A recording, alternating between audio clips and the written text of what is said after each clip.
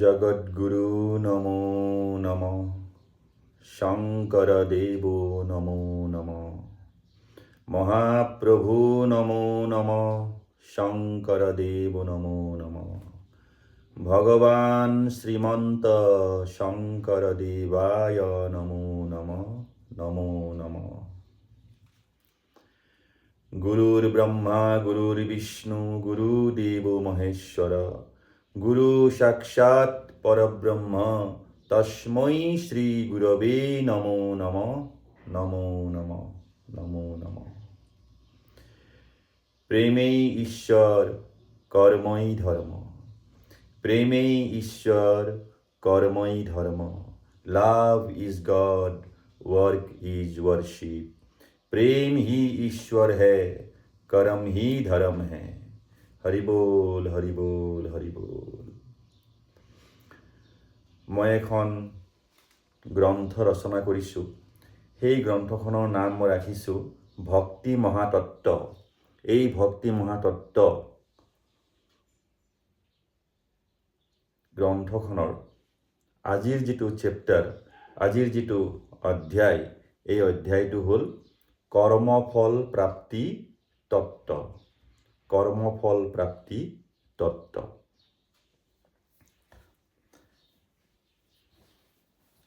গোটেই চৰাচৰ জগত কৰ্মফলৰ ওপৰতেই নিৰ্ভৰ কৰে। That is the law of karma. Every action has opposite and equal reaction. यथा कर्म तथा फलम, जैसी करनी ऐसी भरनी। যেনে কৰ্ম তেনে ফল।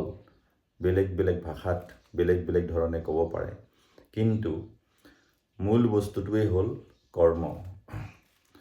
সকলো জীৱ অৰ্থাৎ ব্ৰহ্মা বিষ্ণু শিৱ দুৰ্গা কালী পাৰ্বতী,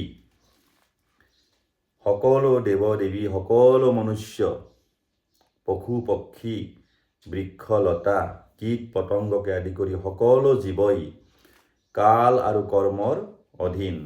সকলো জীৱ কাল আৰু কৰ্মৰ অধীন। কৰ্মফলৰ পৰা কোনো হাত সাৰিব নোৱাৰে। আৰু সকলো জীৱই হ'ল ভগৱান। ভ গ ৱ অ আৰু ন, অৰ্থাৎ এই পঞ্চতত্বৰে ভূমি জল অগ্নি বায়ু আৰু আকাশ। ভ মানে ভূমি, গ মানে গগন মানে আকাশ, ৱ মানে বায়ু,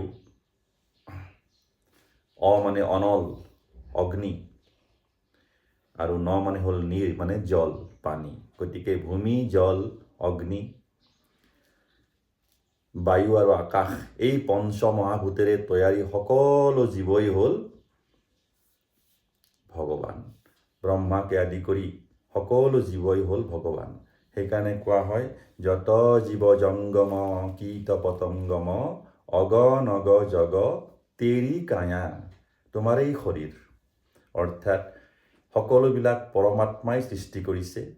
ব্ৰহ্মা বিষ্ণু মহেশকে আদি কৰি, ব্ৰহ্মা বিষ্ণু শিৱকে আদি কৰি সকলো জীৱকে সৃষ্টি কৰিছে পৰমাত্মাই।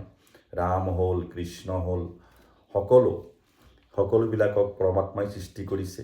আৰু কৰ্মফল সকলোৰে আছে, আৰু প্ৰত্যেকজনেই কৰ্মফল প্ৰাপ্তি কৰিছে, কৰি আছে আৰু কৰিব লাগিব। এয়াই হ'ল চিৰন্তন সত্য। ৰামেই হওক, কৃষ্ণই হওক, শিৱই হওক, ব্ৰহ্মাই হওক, বিষ্ণুৱে হওক, দুৰ্গা হওক, পাৰ্বতী হওক, কোনোৱে কৰ্মফলৰ পৰা হাত সাৰি যাব নোৱাৰে। গতিকে কৰ্মৰ যিটো সিদ্ধান্ত, এই সিদ্ধান্ত গোটেই বিশ্ব ব্ৰহ্মাণ্ডৰ কাৰণে প্ৰযোজ্য।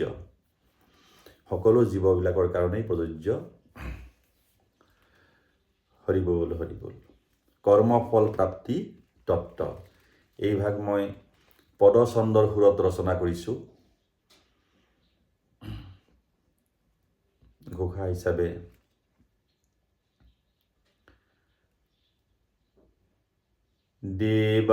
দেবাসুৰ নৰ নাগ তৰুলতা প্ৰেত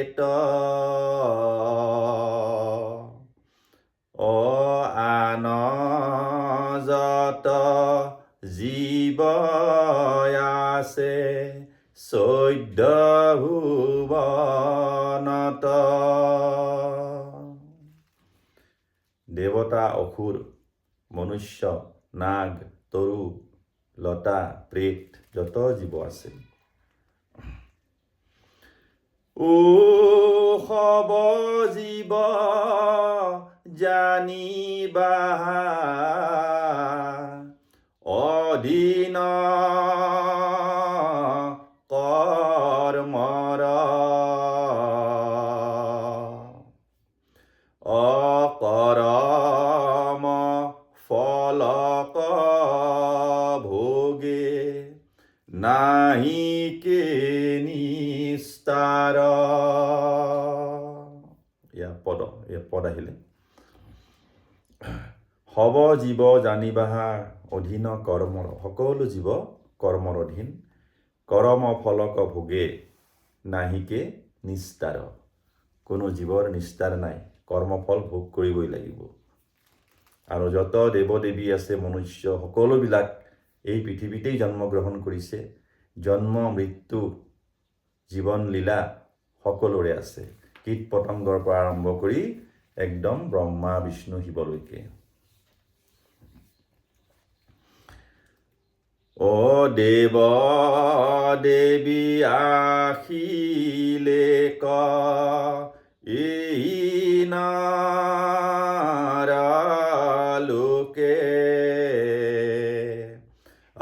ভিক্ষা মাগি ভ্ৰমিলে ক এই মৃত্যু লোকে। এই কৰ্মৰ ফলতেই দেৱতাসকলেও মৃত্যুলোকত ভিক্ষা মাগিবলগীয়া হৈছিলে।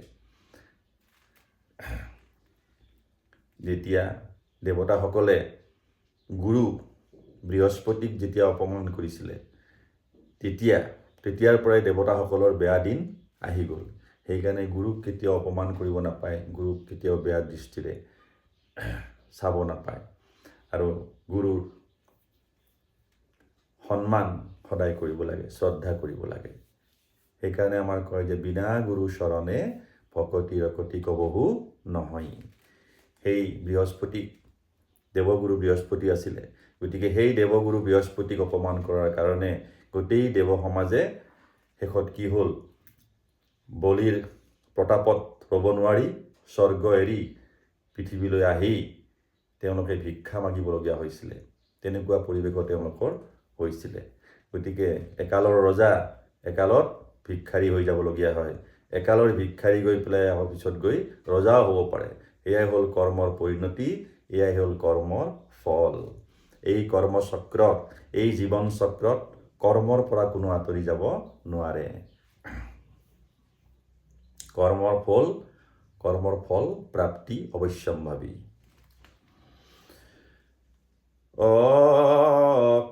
বলিৰ প্ৰতাপে ইন্দ্ৰে স্বৰ্গ এৰিলে ক সবাৰে সহিতে এই লোকে আহিলে ক অকৰম প্ৰতাপে দেখা দেৱৰ অৱস্থা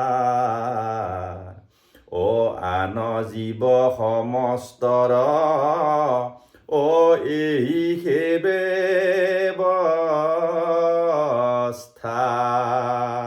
গতিকে সকলো জীৱৰে এই একেটাই গতি, কৰ্মফলৰ পৰা আঁতৰি যাব নোৱাৰে, কৰ্মচক্ৰত সোমাবই লাগিব।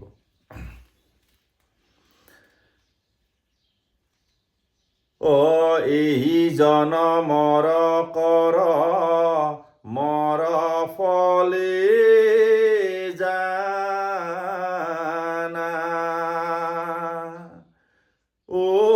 পৰ জনমত কোন অজনী পাইবা জানা।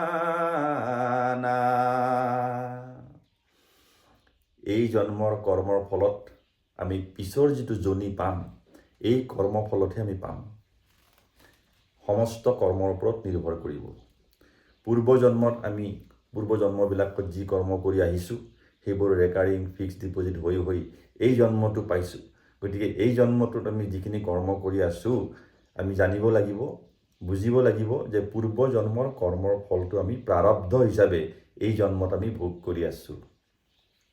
সুখ দুখ, ধনী দুখীয়া, হৰ্ষ বিষাদ, যশস্যা, মান অপমান যত পাইছোঁ এই সকলোবিলাক আমি পূৰ্বজন্মৰ কৰ্মৰ ফলতহে এই জন্মত পাইছোঁ। আৰু এই জন্মৰ যিখিনি কৰ্ম তাৰ ফল হিচাপে আমি আকৌ পৰজন্মলৈ গৈ পেলাই জনিত প্ৰৱেশ কৰিম।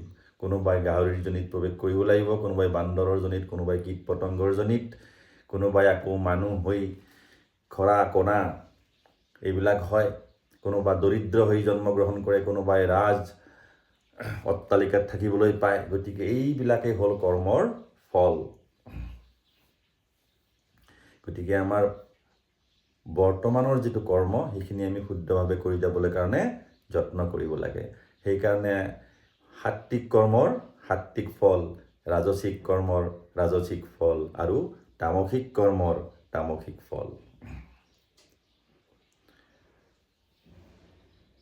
গতিকে এই জন্মৰ কৰ্মৰ ফলত আমি গৈ পেলাই আকৌ পৰজন্মত কি জনিত প্ৰৱেশ কৰিম সেইখিনি আমাৰ এই জন্মটোৰ লগতে পূৰ্বজন্মৰ কৰ্মবিলাকৰ ওপৰতো নিৰ্ভৰ কৰিব।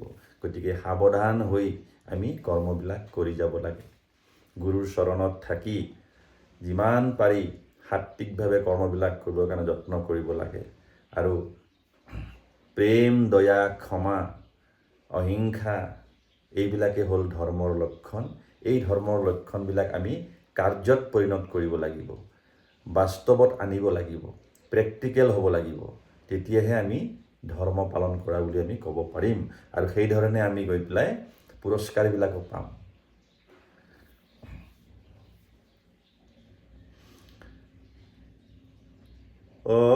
ঈশ্বৰ বচন ইটো অকাট্য জানিবা, অসাৱধান মনে আক শ্ৰৱণ কৰিবা। এতিয়া সেই সবাহত শুনক কৰ্মফলবিলাক কেনেকুৱা হয় মই বৰ্ণনা কৰি গৈ আছোঁ।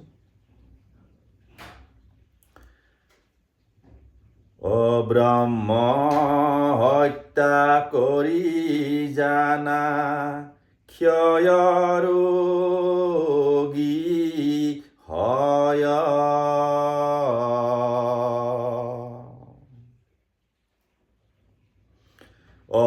গো হত্যা কৰি কুজা মূৰ্খমতি হয়।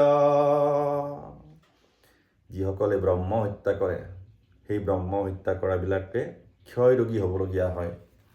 অৰ্থাৎ শৰীৰ ক্ষয় হয়। এই ক্ষয় ৰোগীক কেঞ্চাৰ বুলিও কোৱা হয়।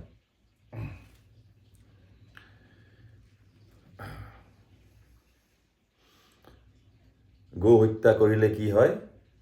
পিছৰ জন্মত গৈ পেলাই আমি কুজা হ'ব লাগিব আৰু মূৰ্খমতি হয়। তেওঁৰ মতি অৰ্থাৎ বুদ্ধি মূৰ্খ হয়। তেওঁ মতি শুদ্ধ কেতিয়াও নহ'ব। স্ত্ৰী বধ গৰ্ভপাত যিজনে কৰয়, যিসকলে স্ত্ৰী বধ কৰে আৰু গৰ্ভপাত কৰায়,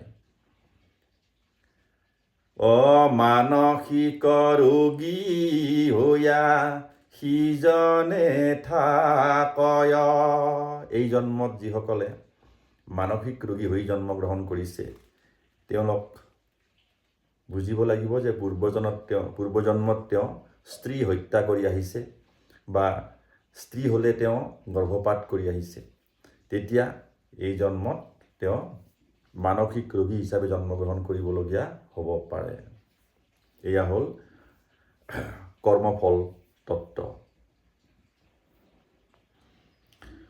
অভক্ষ ভক্ষণ এই জনমত কৰে, অপৰ জনমত তাক ৰোগ হবে নেৰে। যিসকলে অভক্ষ ভক্ষণ কৰিব তেওঁক কি হয়, পিছৰ জন্মটোত তেওঁ আকৌ ৰোগী হ'বলগীয়া হয়। নানা তৰহৰ ৰোগে তেওঁক আক্ৰান্ত কৰিব। গতিকে সাৱধান হৈ শুনি সেইমতে আমি বাস্তৱবাদত থাকিব লাগিব। আস্তিকতা বা নাস্তিকতাতকৈ মানুহ বাস্তৱতাত থাকিব লাগে। বাস্তৱবাদেই হ'ল সত্য বস্তু।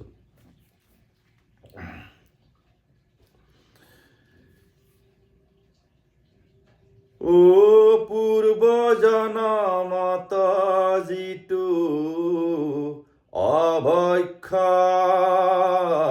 ভক্ষিলা,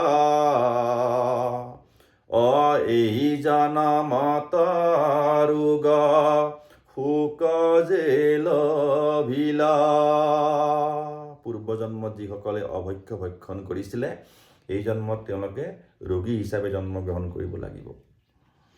গতিকে ৰোগে শোকে তেওঁক জৰ্জৰিত কৰিব।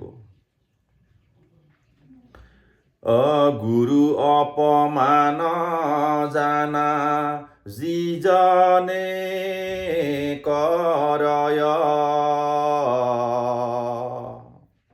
যিসকলে গুৰুক অপমান কৰিব তেওঁৰ কি হ'ব? মৃগী ৰোগী হৈয়া জানা কষ্ট ভোগয়। মৃগী মানে ইংৰাজীত আমাৰ হেৰি বুলি কয় এপিলেপচি। এই এপিলেপচি ৰোগ কেতিয়া হয়? যেতিয়া পূৰ্বজন্মত তেওঁ গুৰুক অপমান কৰি আহিছে, বা এই জন্মত যদি তেওঁ গুৰুক অপমান কৰে তেতিয়াহ'লে পিছৰ জন্মত তেওঁ মৃগী ৰোগী হিচাপে জন্মগ্ৰহণ কৰিব। তেওঁ মনুষ্য হ'লেও তেওঁৰ শৰীৰত নানা প্ৰকাৰৰ ৰোগ হ'ব, লগতে তেওঁ মৃগী ৰোগৰো চিকাৰ হ'ব লাগিব। মৃগী মানে হ'ল এপিলেপচি। মিছা সাক্ষী যিটো জানে দিলে ক জানিবা। যিসকলে কোৰ্টত গৈ পেলাই মিছা সাক্ষী দিয়ে তেওঁলোকৰ কি হ'ব? সিটো জানে মন ৰোগী হৈবে ক জানিবা। তেওঁৰ মেণ্টেল ডিজিজ হ'ব। মানুহ যে পাগল হয়, বিভিন্ন ধৰণৰ মেণ্টেল ডিজিজবিলাক আছে, সেইবিলাক তেওঁ হ'ব। তাৰপিছত মই ৰচনা কৰিছোঁ, কি লিখিছোঁ? বিষ পান কৰায়া যে বধ কৰয়, সেই জন জানিবা পাগল যে হয়। যিসকলে কাৰোবাক যদি কোনোবাই বিষ পান কৰাই বধ কৰিছে তেতিয়াহ'লে তেওঁৰ যিটো কৰ্মফল কি হ'ব? তেওঁ পৰজন্মত গৈ মনুষ্য হ'ব, কিন্তু পাগল হিচাপে জন্মগ্ৰহণ কৰিব লাগিব। বা আমি এই যিটো চৰাচৰ জগতত দেখি আছোঁ কিছুমান পাগল ঘূৰি ফুৰে মেণ্টেল ডিজিজ, সেইবিলাক পূৰ্বজন্মৰ কৰ্মফল। তেওঁ বিষ পান কৰাই যদি কাৰোবাক হত্যা কৰিছে বা তেনেকৈ যদি মাৰিছে তেতিয়া তেওঁৰ পিছৰ জন্মটোত আকৌ পাগল হৈ পেলাই তেওঁ জন্মগ্ৰহণ কৰিব লাগিব। এয়াই হ'ল কৰ্মফল। মাংসাহাৰী হৈয়া যিটো জীৱন বৰ্তয়, শৰীৰত নানা কষ্ট ভোগ কৰয়। যিসকলে মাছ মাংস নহ'লে এসাঁজ ভাত খাবও নোৱাৰে, তেওঁলোকৰ কি হ'ব? যদি এই জন্মত মই যদি মাংসাহাৰী হৈ থাকোঁ, গোটেই জীৱনটো যদি মই মাছ মাংসৰ ওপৰতেই বৰ্তি থাকোঁ, তেতিয়াহ'লে পিছৰ জন্মটোত কি হ'ব? গোটেই শৰীৰত মোৰ কষ্ট ভোগ কৰিব লাগিব, অৰ্থাৎ নানা ৰোগেৰে মই আক্ৰান্ত হ'ব লাগিব। এয়াই হ'ল কৰ্মফলৰ তত্ত্ব। That is the law of karma. Every action has opposite and equal reaction.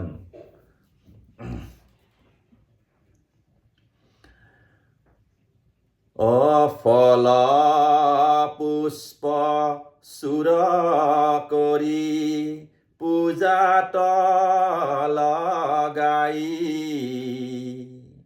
অপৰজনমত সিটো বান্দৰ যে হৈ।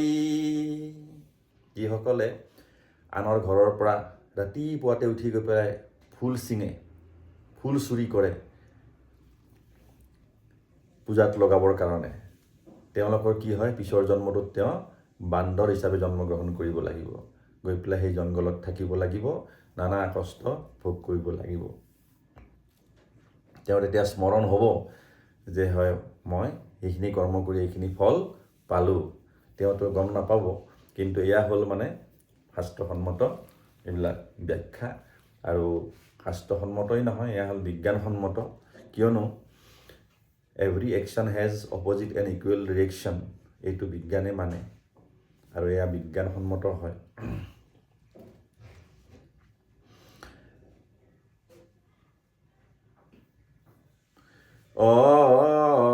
চোৰ আৰু ডকাইতৰ শুনা যেন হৈব, কছাইৰ ঘৰে গয়া ছাগল যে হৈব। যিসকলে চুৰি কৰে, ডকাইতি কৰে, সেইবিলাকৰ কি হ'ব অৱস্থা, পিছৰ জন্মত গৈ কছাইৰ ঘৰত জন্মগ্ৰহণ কৰিব লাগিব।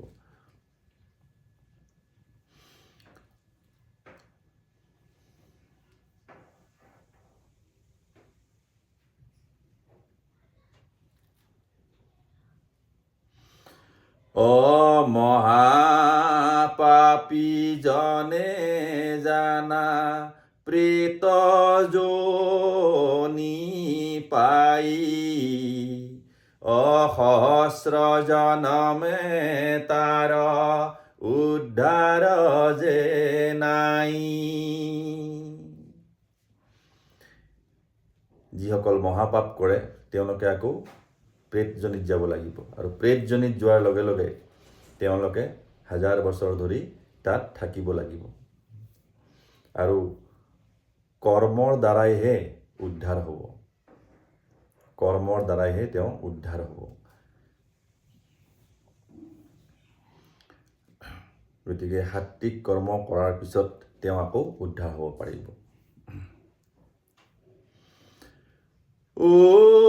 ভাগৱত শ্ৰৱণক যদি সিটো পাই, তেতিক্ষণে সিটো জীৱ উদ্ধাৰক পাই। ধুন্ধুকাৰী নামে এক পাখণ্ড আছিল, তাৰ পিতা আত্মদেৱ ব্ৰাহ্মণ আছিল। ধুন্ধুকাৰী নামে এজন আছিলে, তেওঁৰ পিতৃদেৱ আছিলে আত্মদেৱ বুলি এজন ব্ৰাহ্মণ আছিলে। সেই ব্ৰাহ্মণ পিতৃৰ ঔৰসত জন্ম হৈছিলে ধুন্ধুকাৰীৰ। সন্ত আছিলে জানা ইহি আত্মদেৱ,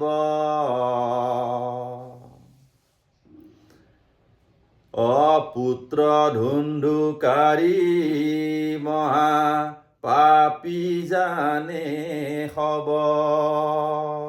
পুতেক আছিলে ধুন্ধুকাৰী, তেওঁ মহাপাপী আছিলে। তেওঁ পাপ কৰ্মত ৰত হৈ আছিলে গোটেই জীৱন। কেনেকুৱা কাম কৰিছিলে?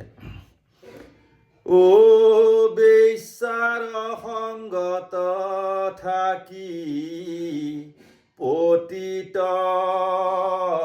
যে ভৈলা, অহিংস হিংসা হত্যা যত পাপ তাকয়া চৰিলা।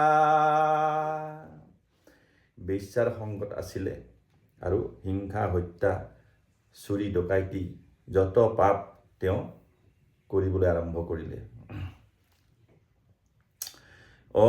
বেশ্যাৰ হাতত ধুন্দকাৰী বধ হৈলা, অকৰ্ম ফলত গয়া অপ্ৰেত জনি পাইলা।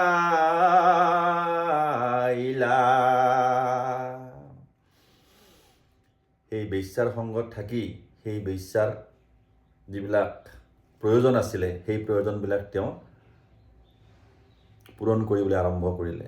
বেশ্যাক সোণ ধন সোণ টকা পইচা ঘৰ বাৰী যত বনাই দিব লাগে, যত দিব লাগে তেওঁ সেই ধুন্দকাৰীয়ে দিয়া আৰম্ভ কৰিলে। কেনেকৈ দিলে? ক'ৰবাৰ পৰা চুৰি কৰি আনে, ক'ৰবাৰ পৰা ডকাইতি কৰি আনে। এই ধৰণে অনীতিৰ পথত থাকি তেওঁ বেশ্যাৰ সমস্ত মেটেৰিয়েলিষ্টিক যিবিলাক ফুলফিলমেণ্ট, যিবিলাক এই মেটেৰিয়েলিষ্টিক বস্তুবাদী যিবিলাক প্ৰয়োজন আছিলে সেইবিলাক তেওঁ ফুলফিল কৰিবলৈ আৰম্ভ কৰিলে। বাকী চিন্তা তেওঁৰ একো নাছিলে। কেৱল বেশ্যাৰ লগতে সংগত থাকি তেওঁ জীৱন ব্যতীত কৰিলে। তাৰপিছত এদিন সেই বেশ্যাৰ হাততেই ধুন্দকাৰীৰ মৃত্যু হ'ল। বেশ্যায়ে আকৌ ধুন্দকাৰীক বধ কৰিলে।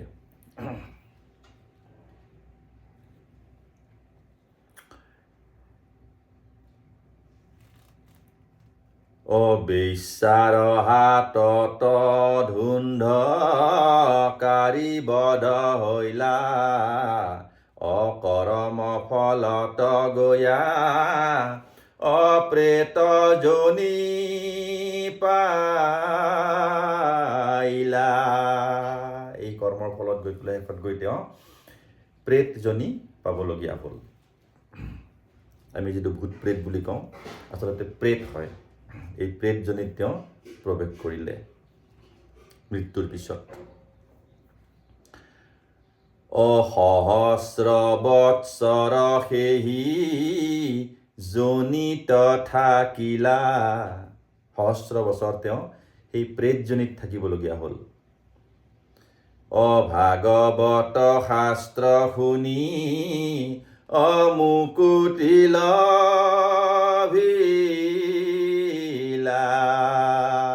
শেষত গৈ বৈকুণ্ঠৰ কল্পতৰু ভাগৱত শাস্ত্ৰ শ্ৰৱণ কৰি তেওঁ সেই ধুন্দুকাৰীয়ে মুক্তি লাভ কৰিলে। গোকৰ্ণ নামে ভাই তাৰ যে আছিল, ভাগৱত আয়োজন গোকৰ্ণে কৰাইল।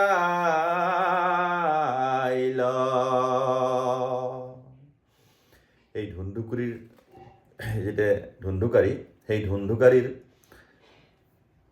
ভায়েক আছিলে গোকৰ্ণ।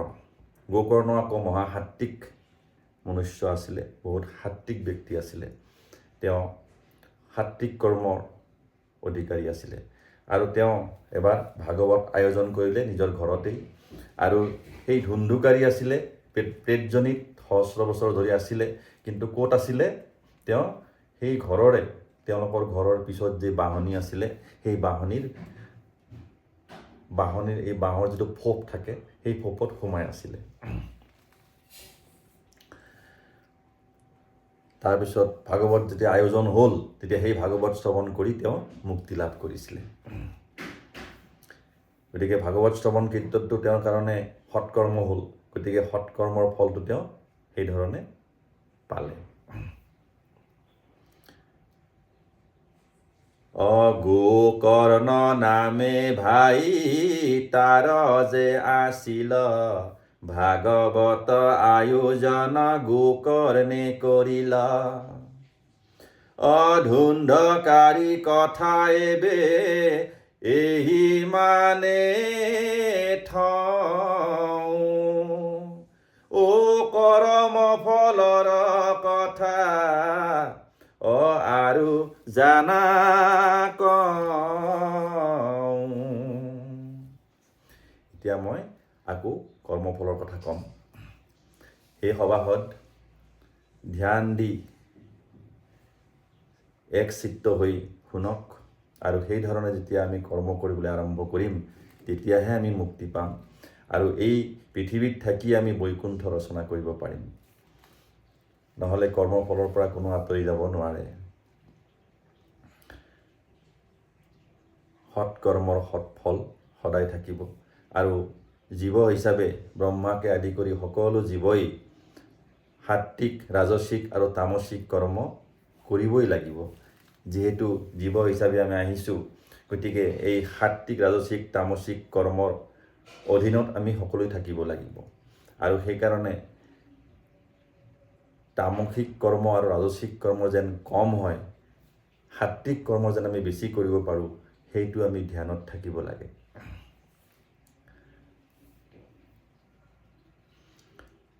মাতা পিতা গুৰু কজে হিংসা কৰয়,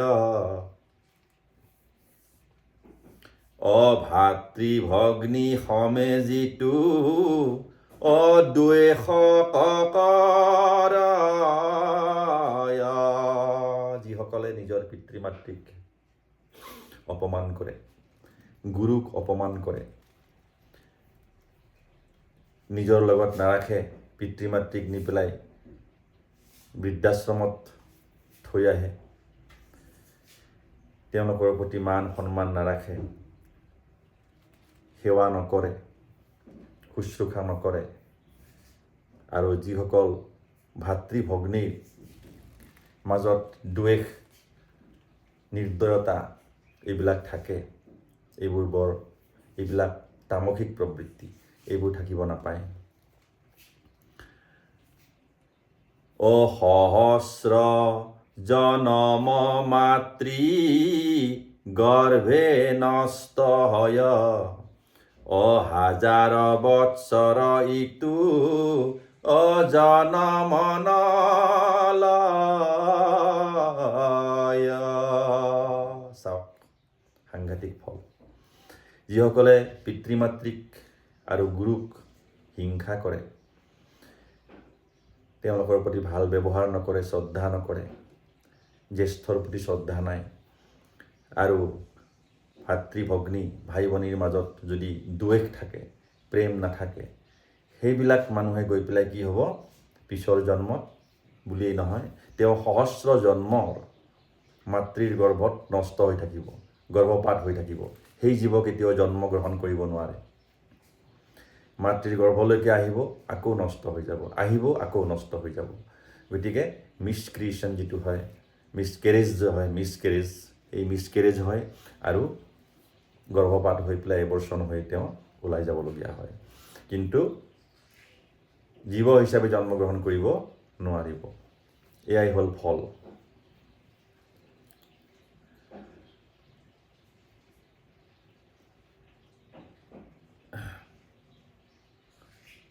পতি পত্নীৰ মাজে প্ৰেম ভাৱ নাই, দ্বন্দ্ব কলহত জানা দিন বহি যায়।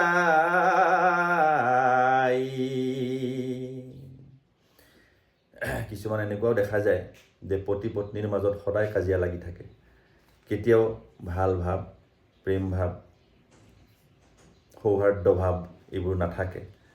তেতিয়া কি হয়, পৰ জনমত ইটো অহীন কুল হয়, দেখা দেখি হলে মহা যুদ্ধ কমিল।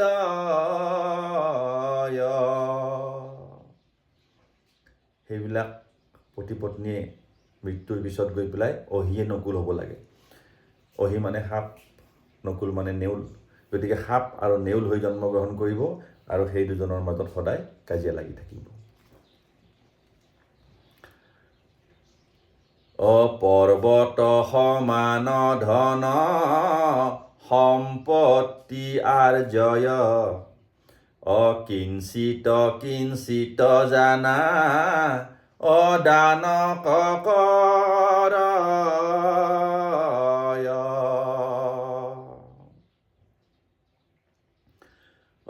পৰজন মত সেই জনৰয় অৱস্থা শুনাই মনে তাৰ কহিব ব্যৱস্থা।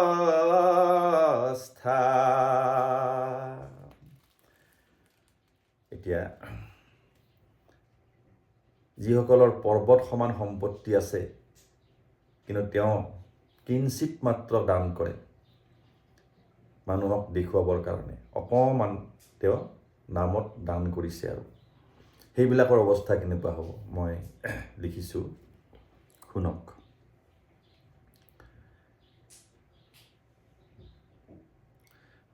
এইজন মত জানা সন্তান সকলে বিক্ৰয়ক কৰি ভোগ কৰিব নিষ্ফলে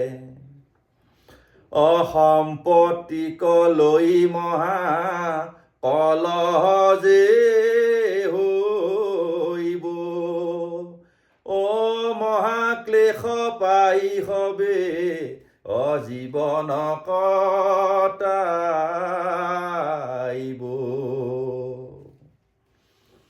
যিসকলৰ পৰ্বত সমান সম্পত্তি আছে কিন্তু তাৰ পৰা তেওঁ দেখাবৰ কাৰণে অকণমানহে দান কৰে, তেওঁলোকৰ অৱস্থা কি হ'ব যে তেওঁলোকৰ সতি সন্ততিবিলাকে সেই সম্পত্তি ভোগ কৰিব নোৱাৰিব আৰু তেওঁলোকৰ মাজত কলহ অৰ্থাৎ দ্বন্দ্ব অৰ্থাৎ কাজিয়া পেচাল হৈ থাকিব আৰু সেই তেওঁলোকৰ কাৰণে দুৰ্ভোগ হৈ যাব, ভোগৰ পৰা দুৰ্ভোগলৈকে পৰিৱৰ্তিত হ'ব।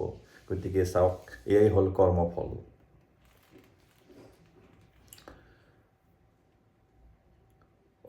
পৰজন মত সেই পিতা মাতা জানা ভিক্ষা পাত্ৰ লৈ ভিক্ষা মাগিব সৰ্বদা।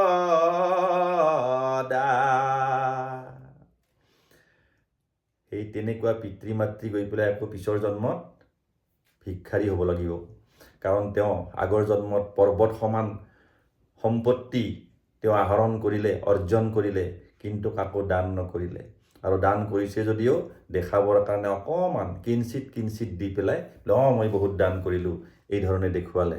তেওঁলোকৰ সতি সন্ততিবিলাকৰ মাজত সদায় কাজিয়া পেচাল হৈ থাকিব সম্পত্তিক লৈ পেলাই আৰু সেই পিতা মাতা গৈ পিছৰ জন্মত কি হ'ব, ভিক্ষাৰী হ'ব লাগিব। তেওঁ পাত্ৰ লৈ ভিক্ষা পাত্ৰ লৈ পেলাই ঘূৰি ফুৰিব লাগিব। এয়াই হ'ল কৰ্মফল। গতিকে সাৱধান হৈ শুনিব লাগে, সাৱধান হৈ আমি কৰ্মবিলাক কৰি যাব লাগিব।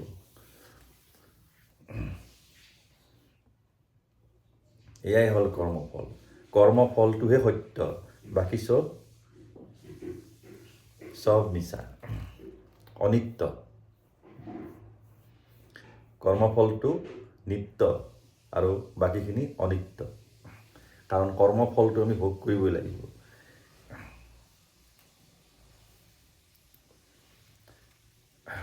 আমি যিমান ভাগৱত পাঠ কৰিলেও, নাম কীৰ্তন কৰিলেও, গীতা বাইবেল কোৰাণ যিমান আমি অধ্যয়ন কৰিলেও, যিমান আমি সেইবোৰ কৈ থাকিলেও কি হ'ব, যদি আমাৰ কৰ্ম শুদ্ধ নহয় তেতিয়াহ'লে আমাৰ উদ্ধাৰ কেতিয়াও হ'ব নোৱাৰে আৰু আমি ভাল ফল কেতিয়াও নাপাওঁ।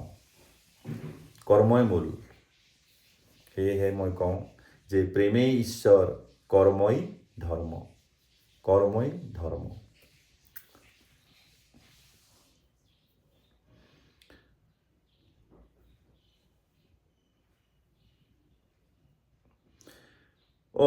আনক জীৱিকা জানা যিজনে দিয়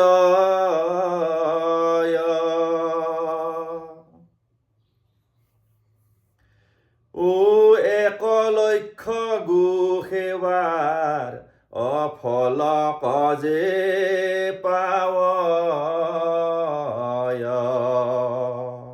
এয়া হ'ল বাস্তৱবাদ মই প্ৰেক্টিকেল জীৱনক লৈ পেলাই বাস্তৱবাদক লৈ পেলাই এই ৰচনা কৰিছোঁ যদি কোনোবাই আনক জীৱিকা দান কৰিছে যদি কোনোবাই আনক চাকৰি এটা দিছে বা জীৱিকা দিছে তেওঁৰ পৰম পুণ্য সেয়া সেই পুণ্যৰ সমান আৰু নাই তেওঁ কি কৰিব তেতিয়া 1 লক্ষ গো সেৱাৰ সমান তেওঁ পুণ্য প্ৰাপ্তি কৰিলে লাভ কৰিলে যদি কোনোবাই আনক জীৱিকা দিব পাৰিছে এয়া বহুত ডাঙৰ পুণ্য এয়া হ'ল বাস্তৱবাদ এয়া আস্তিকতা বা নাস্তিকতাৰ আদিত আমি আশ্ৰয় ল'ব নালাগে আস্তিক বা নাস্তিক হোৱাতকৈ বাস্তৱিক হ'ব লাগে উই শুড বি প্ৰেক্টিকেল প্ৰেগমেটিক গতিকে যদি কোনোবাই কাৰোবাক জীৱিকা দিছে উপাৰ্জনৰ যদি ৰাস্তা কোনোবাই দেখুৱাই দিছে সহায় কৰিছে তেতিয়া তেওঁৰ সেই পুণ্যটো কি হ'ব 1 লক্ষ গোদানৰ সমান পুণ্য হয় গতিকে মহৎ পুণ্য এয়া গতিকে এই দান হ'ল মহাপুণ্য গতিকে আমি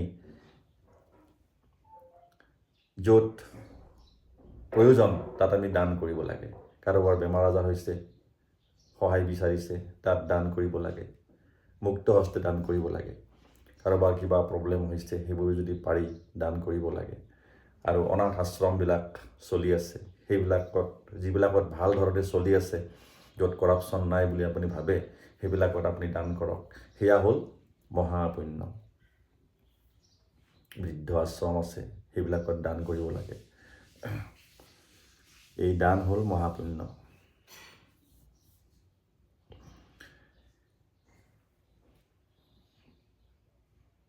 সেৱা হি পৰমো ধৰ্ম দান পুণ্যম মহাপুণ্যম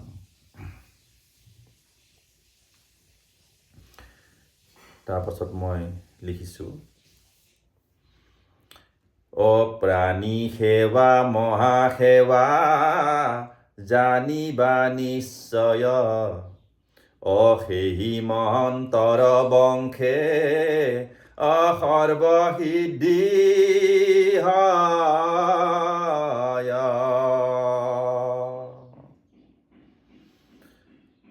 সেহি গৃহে সন্ত মহন্তৰ জন্ম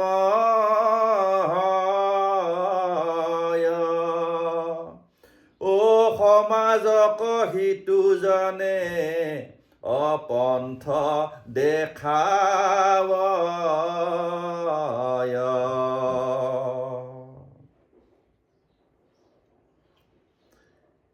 যিসকলে আনৰ সেৱা কৰে আনক হেল্প কৰে সহায় কৰে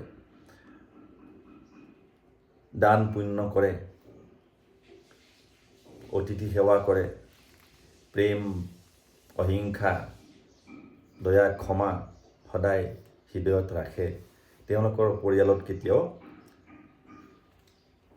বেয়াটো কেতিয়াও নহয় তাত কেতিয়াও তামসিক কৰ্মই স্থান প্ৰাপ্তি কৰিব নোৱাৰে তাত সাত্বিক কৰ্মৰ স্থান মুখ্য হ'ব আৰু তেওঁলোকৰ বংশটো সদায় ভালেই হৈ গৈ থাকিব কুশল মংগলেই হ'ব আৰু তেনেকুৱা বংশত সন্ত মহন্তৰ জন্ম হয় মহাপুৰুষৰ জন্ম হয় আনৰ জীৱিকা যদি হৰণ কৰয় সেহি মহাপাপ হন্তে অনিস্তাৰণ যদি কোনোবাই আনৰ জীৱিকা হৰণ কৰে আনৰ উপাৰ্জনৰ পথ যদি ৰুদ্ধ কৰি দিয়ে তেতিয়াহ'লে তেওঁৰ কিন্তু সেই পাপৰ পৰা নিস্তাৰ নাই পশু পক্ষী জনিত ভ্ৰমণ যে কৰয় নানা কষ্ট ভোগ কৰি মহাদুখী হয়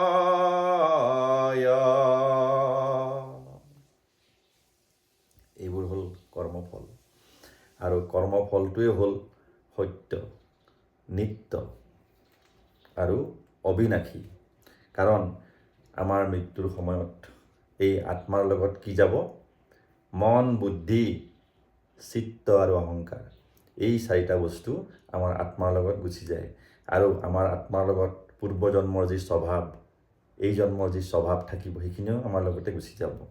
গতিকে এই কৰ্মখিনি পূৰ্বজন্মৰ পৰা আৰম্ভ কৰি বৰ্তমান জন্মলৈকে যিখিনি কৰ্ম, সেই কৰ্মখিনিহে আমি মৃত্যুৰ পিছত এই আত্মাটোৱে লৈ যায়। আৰু সেই কৰ্মৰ প্লাছ মাইনাছ হৈ পেলাই যিটো জনিত প্ৰৱেশ কৰিব লাগে, সেই জনিত প্ৰৱেশ কৰিব। অতি ৰহস্যময় আৰু বহুত ইণ্টাৰেষ্টিং। সেয়ে মই সাধাৰণ ভাষাৰে, সহজ সৰল ভাৱেৰে মই ৰচনা কৰিছোঁ, যাতে সকলোৱে বুজি পায়।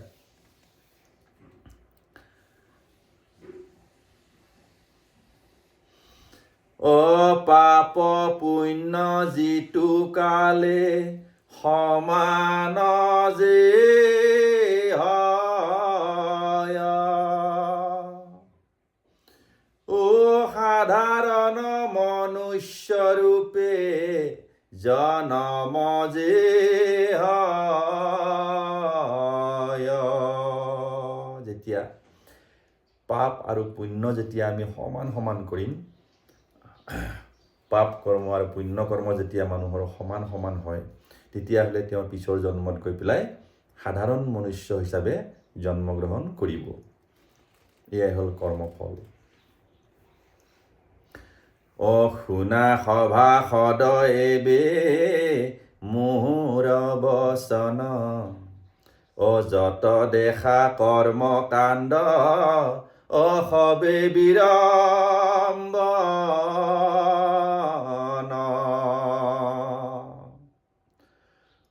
ৰাজসিক তামসিক কৰ্ম কাণ্ড জানা, কৰ্মৰ পাশত বান্ধি কৰ্ম কাণ্ডে জানা। হে সভাসদ, আই মাতৃ হওক, বাপ বান্ধৱ হওক, এটা কথা, এই কৰ্মইহে কৰ্মক বান্ধে। আৰু সেয়েহে মই লিখিছোঁ যে ৰাজসিক তামসিক এই কৰ্মৰ পৰা মানুহে বান্ধ খাই থাকে। ৰাজসিক আৰু তামসিক কৰ্ম যদি বহুত বেছি পৰিমাণে আমি জীৱনত কৰোঁ, তেতিয়াহ'লে আমাক সেই কৰ্মৰ পাশ মানে হ'ল ৰছী, গতিকে সেই কৰ্মৰ ৰছী আমাক বান্ধি ৰাখিব। নানা দুখ সুখ ভোগে বহুজনী ভ্ৰমী, নানা সুখ দুখ আমি পাব লাগিব আৰু বহুজনী আমি ভ্ৰমণ কৰিব লাগিব। দুখৰ আধিক্য থাকে জানিবা তুমি। যেতিয়া আমাৰ জীৱনত তামসিক আৰু ৰাজসিক কৰ্ম আধিক্য হয়, অৰ্থাৎ বেছি আমি কৰোঁ, তেতিয়াহ'লে কি হ'ব? আমি এই সুখ দুখৰ যিখিনি সংসাৰ, তাতে আমি ভ্ৰমণ কৰি থাকিব লাগিব, নানা জনিত ভ্ৰমণ কৰি থাকিব লাগিব। হৰি নামে কৰ্মৰ দূষণ নাশ কৰে, কৰ্ম কাণ্ডে কৰম দোষক বৃদ্ধি কৰে। হৰি নামে কৰ্মৰ দোষ নাশ কৰে আৰু কৰ্মকাণ্ডই কৰ্মৰ দোষ বৃদ্ধি কৰে।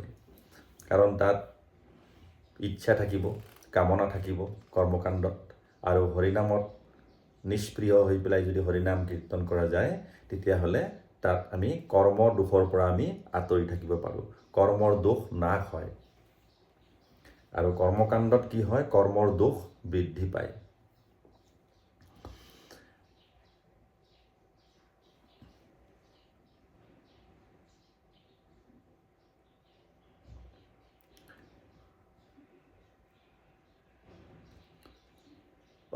সত্য যুগে কৰ্ম কাণ্ড নাছিলে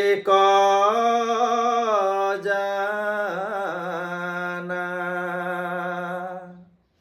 ও ত্ৰেতা দ্বাপৰ তয়াখি অপখিলে জানা।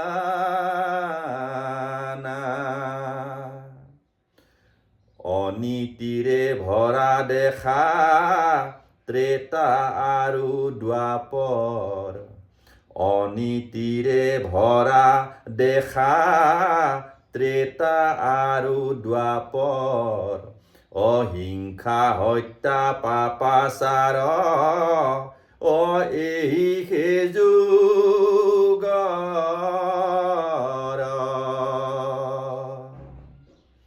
যত হত্যা হিংসা যুদ্ধ বিগ্ৰহ হৈছে ত্ৰেতা যুগ আৰু দ্বাপৰ যুগত চবতকে বেছি হৈছে।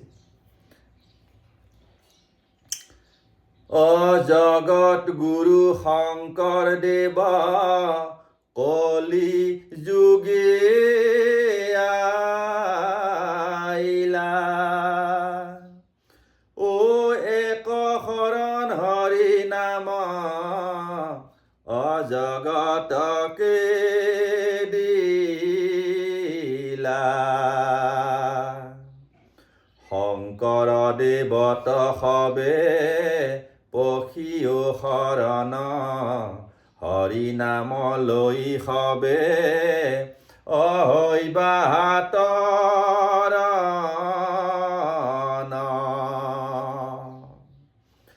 অকলিৰ ভয়ত জানা ধৰ্ম মহান।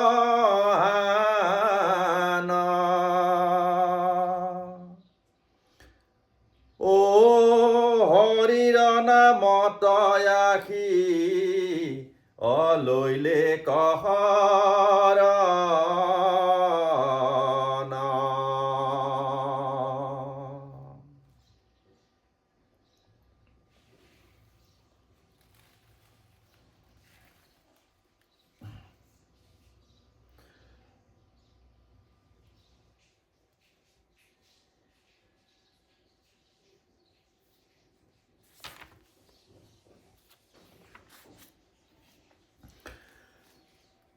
হৰে প্ৰেম হৰে প্ৰেম হৰে প্ৰেম হৰে। ও হৰে প্ৰেম হৰে প্ৰেম হৰে প্ৰেম হৰে।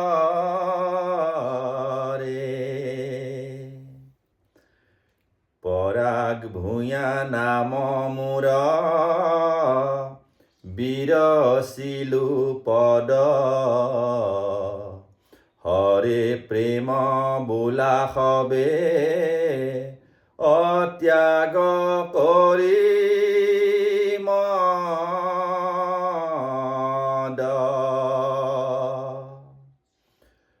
পৰাগ ভূঞা নাম মোৰ বিৰচিলু পদ।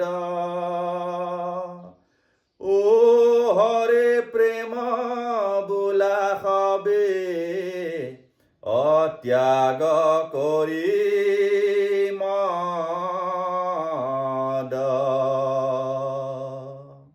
মদ মানে হ'ল অহংকাৰ। জয় গুৰু শংকৰ জয় গুৰু শংকৰ। হৰি বল হৰি বল হৰি বল হৰি বল। হৰে প্ৰেম হৰে প্ৰেম হৰে প্ৰেম হৰে প্ৰেম। প্ৰেমেই ঈশ্বৰ কৰ্মই ধৰ্ম। প্ৰেমেই ঈশ্বৰ কৰ্মই ধৰ্ম। প্ৰেম হি ঈশ্বৰ হে कर्म ही धर्म है। Love is God, love is God. Work is worship, work is worship.